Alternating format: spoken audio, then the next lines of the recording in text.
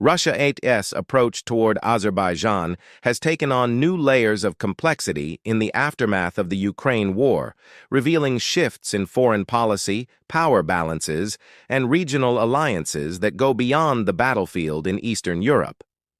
To understand this change, we need to unpack how Moscow traditionally viewed Azerbaijan, how the war in Ukraine reshaped Russian priorities, and what this could mean for the South Caucasus in the near future. For decades, Russia positioned itself as the central arbiter in the South Caucasus, often balancing Armenia and Azerbaijan to maintain influence over both.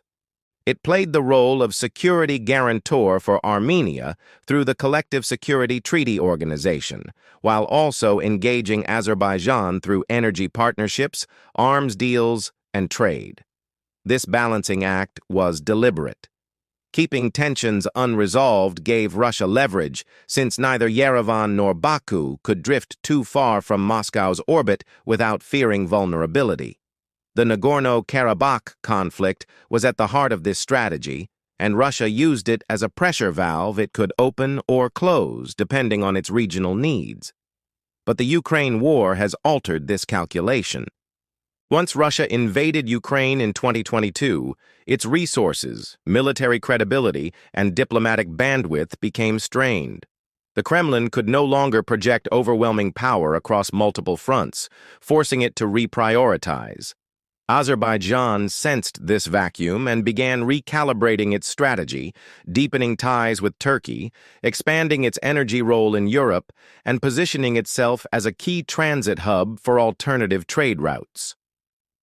Russia, weakened and sanctioned, began looking at Azerbaijan less as a subordinate state to be balanced, and more as a potential partner to help bypass Western restrictions and maintain economic lifelines. The performance aspect of this policy shift lies in Russia's new willingness to tolerate Azerbaijan's assertiveness. Traditionally, Moscow reacted cautiously when Baku leaned too close to Ankara or Brussels. Now, however, the Kremlin appears more willing to accommodate Azerbaijan's geopolitical maneuvering because it cannot afford to alienate it. This became especially visible after Azerbaijan's decisive military actions in Nagorno-Karabakh in 2023, which effectively ended Armenian control in the enclave. Russia, despite having peacekeepers in the region, largely stood aside. To many analysts, this was not negligence but a calculated choice. Moscow understood that siding strongly with Armenia risked pushing Azerbaijan into deeper alignment with Turkey and possibly the West, while tolerating Azerbaijan's dominance still kept Moscow's channels open. Another key feature of this evolving stance is energy. Europe, scrambling to replace Russian gas supplies, turned to Azerbaijan as a partial substitute. The southern gas corridor became more strategically important, and Baku's leverage grew. Russia, instead of competing directly in this corridor, sought ways to coordinate and even complement Azerbaijani exports through swap deals and parallel trade routes. This pragmatic approach shows Moscow's ability to adapt design elements of its foreign policy architecture, shifting from pure dominance to selective partnerships when under pressure. Russia also sees Azerbaijan as an integral part of the so-called North-South Transport Corridor, which connects Russia to Iran and India through Azerbaijani territory. With Western sanctions blocking Russia's traditional trade routes through Europe, this corridor has become a lifeline for bypassing restrictions. Azerbaijan's geography makes it indispensable, and the Kremlin has invested diplomatic energy into strengthening transport and logistics cooperation with Baku. In this sense, Azerbaijan is no longer just a regional neighbor, but a unique selling point in Russia's larger survival strategy under sanctions. The changing stance also reflects Russia's diminished ability to guarantee Armenian security. After decades of dependence on Moscow, Yerevan has grown disillusioned. Armenia saw Russian peacekeepers fail to prevent Azerbaijan's rapid advances, and Moscow's lack of decisive support has triggered political debates in Yerevan about turning toward the West. For Russia, this creates a paradox. The ally it sought to protect feels betrayed, while the state it previously kept in check has become more central. Yet instead of clinging tightly to Armenia, Moscow appears to have calculated that maintaining working ties with Azerbaijan is more critical to its current geopolitical needs. From a design perspective, Russia-AS South Caucasus policy now looks less like a rigid blueprint and more like a flexible patchwork. Instead of enforcing stability, Moscow is managing instability. Instead of guaranteeing Armenia's position, it is adapting to Azerbaijan's rise. This adaptability may seem like weakness, but it also reflects Russia's ability to reconfigure regional relationships to ensure survival under global pressure. Azerbaijan, for its part, is carefully testing the boundaries of this new Russian posture. Baku knows it benefits from Turkey's backing and Europe's energy needs, but it also recognizes that Russia remains a neighbor with significant influence. By keeping trade routes open and coordinating logistics, Azerbaijan avoids provoking Moscow unnecessarily while still expanding its autonomy. This dual-track strategy maximizes Baku-AS leverage at a time when Moscow cannot afford another hostile neighbor. One of the unique elements of this situation is how it reflects broader shifts in Eurasian geopolitics. The Ukraine war did not just weaken Russia militarily, it reshaped the strategic map. Regional powers like Azerbaijan, Turkey, and even Iran now see opportunities to assert themselves in spaces previously dominated by Moscow. For Azerbaijan, this is a rare chance to consolidate victories in Karabakh, diversify partnerships, and secure recognition as a regional leader.